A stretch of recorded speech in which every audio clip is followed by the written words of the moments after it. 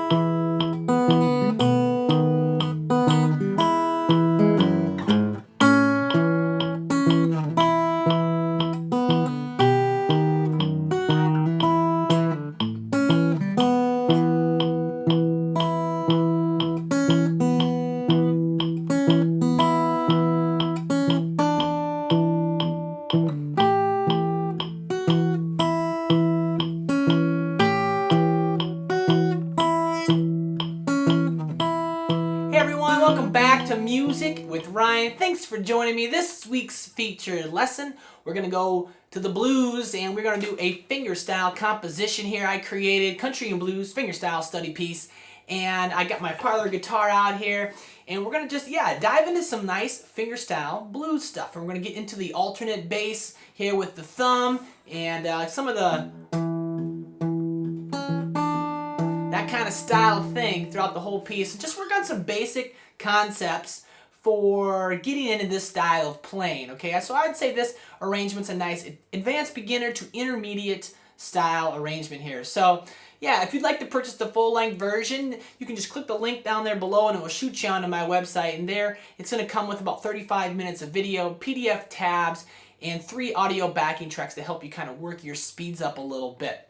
And if you really like the way I teach and approach learning, there's another link down there about being a member. And for a yearly or monthly fee, access this lesson and over 350 full-length lessons. Now, I do have a lot of bluegrass and old-time and country stuff, but I'm adding to my blues and to my fingerstyle more regularly these days. And yeah, you give that a look. There's a lot of cool features for a premier member, video exchange program, access to my 3 courses. And give it a look if you feel it might be a good fit for you. So for now, we're going to start walking through the first few measures here, country and blues fingerstyle study piece. Thank you for watching, and I hope you enjoy. All right, so let's go ahead and start breaking down country and blues fingerstyle study piece here. And make sure you make note of the markings below the staff. Below the notes there are right hand fingerings, okay? And I use a terminology called PIMA. It's kind of a classical term. It's just one way to mark right hand fingerings. And what that means is thumb is P, I is index, M is middle, and A is ring finger, okay? And that's the way I mark up my fingerstyle lessons. So I'm going to go ahead and break down these first few measures, and then I'll play them, and then we'll break them down here. So here we go. Here's the first few. 2, 3, 4.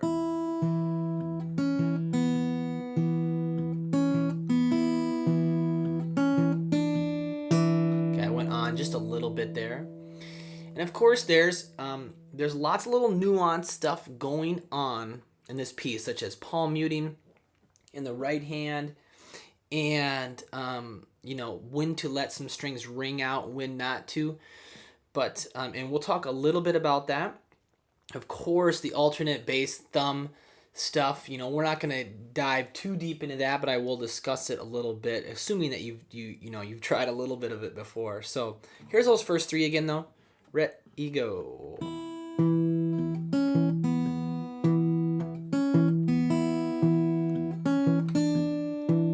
Okay.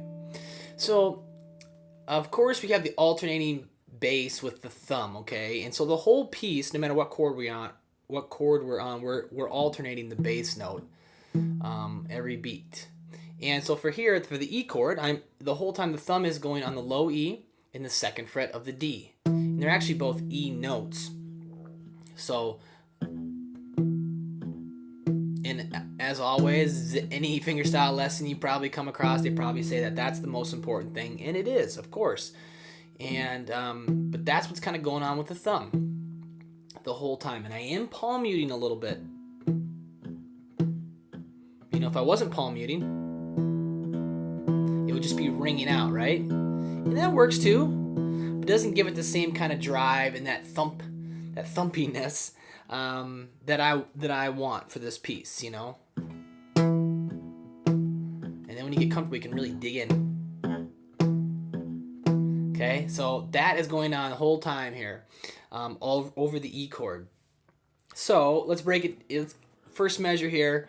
Now we pinch the high E in the thumb, so both E strings, and then thumb on the D string, and then we got some eighth notes here, so we low E, 2nd fret B string, and I'm going to catch it with my pinky. So you see I snuck my pinky in there on the 2nd fret of the B string. 3 and then the next beat, D string, and then high E, or I'm sorry, open B string. 1, 2, 3, and 4, and okay, and when I pinch, I will often use my thumb and my middle finger. You know, these fingerstyle pieces, I feel like, you know, some of these blues kind of style pieces, they're kind of up for grabs a little bit in the right hand. You want to have a formula and you want to do it every time, but you know, I'm comfortable using my index or my middle finger in most situations. If I get into eighth notes, I start to alternate my index and my ring finger. Okay, I don't like to double up on my, you know, on a finger if, you know, doing consecutive eighth notes. So I'll pinch here, thumb and middle, and then thumb, middle, thumb again, of course, and then here I'll probably grab this with my index. Okay, you could do the middle there too, but it kind of makes it, kind of has that roll effect like a banjo almost. And I would probably use my index finger there. Okay, and then the next measure, I come back to the low E, quarter note, 2nd fret D, and then here we do the same thing again as measure 1, 2nd fret. Okay, so it's the same really. It's almost the same, I guess. You don't pinch. I pinched the first time, the first measure, and then it's just a low E by itself, 2nd fret D, and then low E, 8th, 2nd fret B, open B, and then here I pinch the 3rd measure of the line, pinch the E strings, D string, low E, 2nd fret B again, D string, and then here we catch the 3rd fret of the B. I move my pinky up just 1 fret, kind of create that E7.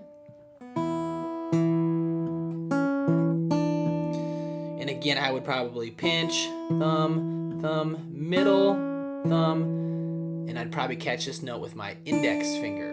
Okay, and I say probably because sometimes, again, I'm comfortable with either finger, but you know, I might, I've been playing for a long time, and sometimes, you know, I might catch it with my middle, you know, but I usually like to kind of alternate when I get into this. When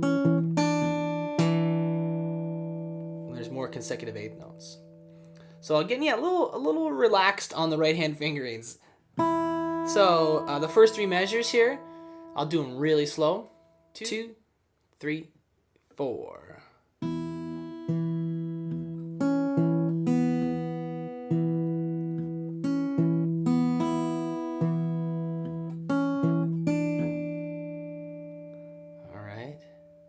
Just a touch quicker, and we'll move on. 2, ready, go.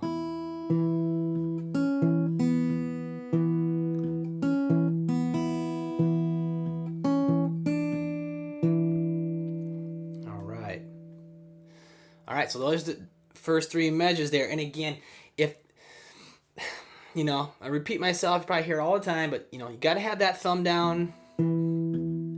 Otherwise, it's going to be tricky business. You know, it's not going to work out. You really have to have a strong handle on that thumb going back and forth. And so what I recommend is, if you're new and you're giving it a go here, which I respect that, just do one measure at a time. One measure at a time. You know, I'm just doing measure one. Master that measure. You know, that will, if you try to do more than that and you don't have the thumb down, it's just going to be, you're going to be hard on yourself, or, you know what I mean? It's going to be more work and seem frustrating. One measure at a time is the key, and that goes with darn near any kind of practice with music, especially if you're first learning new techniques. I mean, that's very common practice. One more time here. Okay, so then the next three measures, let's throw those up on the screen here. They sound like this.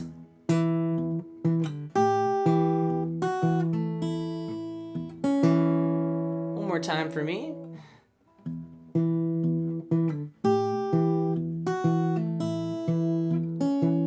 All right. So, measure 4 is just an is really simplified. It's just the thumb going back and forth, right? You see 4 quarter notes in there: low string, D string, low string, D string. Pretty simple measure there. And then we get to the A7 chord. And what I'm going to do is I'm going to bar it. And then I'm going to play the 3rd fret on the high E. You can use your pinky or your 3rd finger.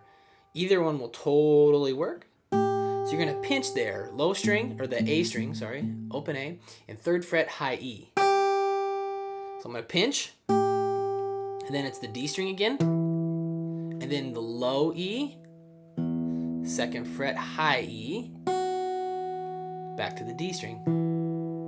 So that measure exactly. And when I do that 2nd fret high E, I'm just barring across all 4 strings here in the left hand. So and then barring. The timing is 1, 2, 3, and 4. So quarter, 1, 2, and then there's 8th notes. 3 and 4. 1, 2, 3, and 4. 1, 2, 3, 4.